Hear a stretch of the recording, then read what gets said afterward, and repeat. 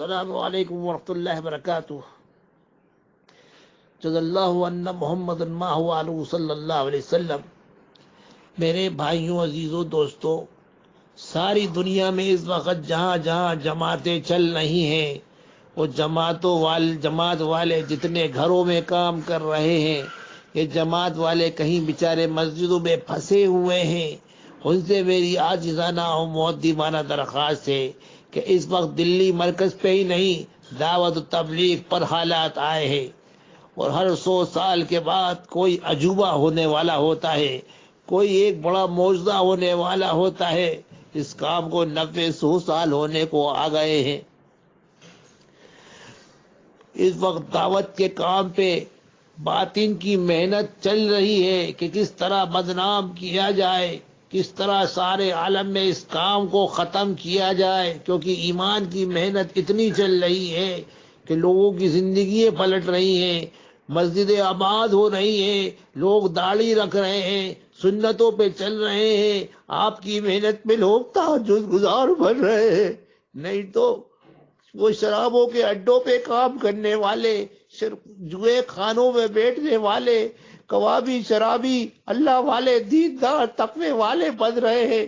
آج وہ اللہ والے بن رہے ہیں تو لوگوں کو یہ بات اکھر رہی ہے. جماعت میں جو جہاں جہاں کام کر رہے ہیں یا مقامی کام کر رہے ہیں، ان سے میری عاجزانہ مؤدبانہ درخواست ہے کہ وہ اس وقت فری ہے. اور مسجدوں میں بھی لوگ چند ساتھی نماز پڑھ رہے ہیں، اور گھروں میں بھی چند ساتھی نماز پڑھ رہے ہیں.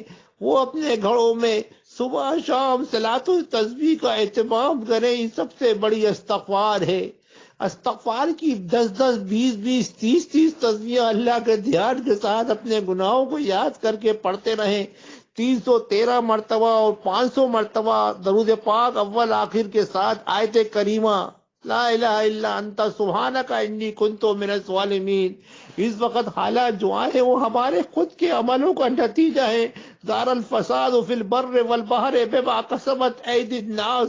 کہ تو خشکی و تری میں تم پہ جو مصیبت رائد ہوتی ہے وہ تمہارے خود کا عملوں کا نتیجہ ہوتی ہے. اس وقت میرے بھائیوں، اس وقت امت پہ حالات آئے ہیں. ہم دعوت کے کام کرنے والوں نے اس کام کی عظمت نہیں کری، اس کام کو عظمت سے نہیں لیا. بیت اللہ جیسی جگہ میں بیت اللہ کے فوٹو لیے، سیلفی لی. جماعت جیسی جگہ میں واٹس ایپ، موبائل اور فیس بک چلائے اور گھروں پہ بنا کر رہے. جماعت میں تو کم سے کم اپنے گھروں پہ اور فالتو موبائل مت چلاؤ. لوگ جماعت میں لیکن گھروں پہ اپنی فیملیوں سے باتیں کر رہے ہیں. وہ لایا نہیں. اور جماعتوں میں اتنا سونا کہ بتا نہیں سکتے.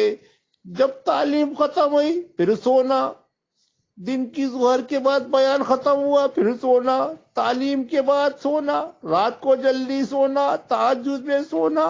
اس وجہ سے یہ اللہ تعالیٰ کا غصہ بہت ہے. اور اللہ تعالیٰ کا غصہ صدقہ دینے سے، اللہ کے سامنے عاجزی انکساری سے، چپ کے اخلاص کے ساتھ صدقہ دینے سے اور مسجدوں کو آباد کرنے سے، اللہ کے سامنے گڑ گڑا کے معافی مانگنے سے، وہ جو جماعتیں چل رہی ہیں وہ سورہ بقرہ کی آخری آیت ربنا لا تؤاخذنا سے لے کے فانصرنا علی القوم الکافرین، فانصرنا علی القوم الکافرین، فانصرنا علی القوم الکافرین ہر نماز کے بعد پڑھیں. اماموں سے پڑھوائیں. وہ قنوت نازلہ اتنا پڑے کہ جو طاقتیں یہ میڈیا، بکاؤ میڈیا، گودی میڈیا، یہ اگر اللہ اس کے مقدر میں ہدایت ہے تو ان کو ہدایت دے دے، اور ان کے مقدر میں ہدایت نہیں ہے تو ہمارے 4 مہینے چلے 3 دن کی برکت سے اللہ ان کی نیست نابودی کے فیصلے کر دے. وہ سارے عالم میں ان کو ذلیل و رسوا کر دے جو مسلمانوں کو بدنام کرنے کی کوشش کر رہے ہیں. یا اللہ ان کو ہدایت دے دے. تو اس لیے پڑھنا پڑھانا ہوگا. رات کو عشاء کے بعد بھی پڑھنا پڑھانا ہوگا. 1-2 گھنٹے مصلی پہ بیٹھا جائے گا، اللہ سے مانگا جائے گا. تہجد میں صبح صادق کے 1 گھنٹے پہلے اجتماعی انفرادی دعا ہوگی. دعوت کے کام کو سیریس لے لے.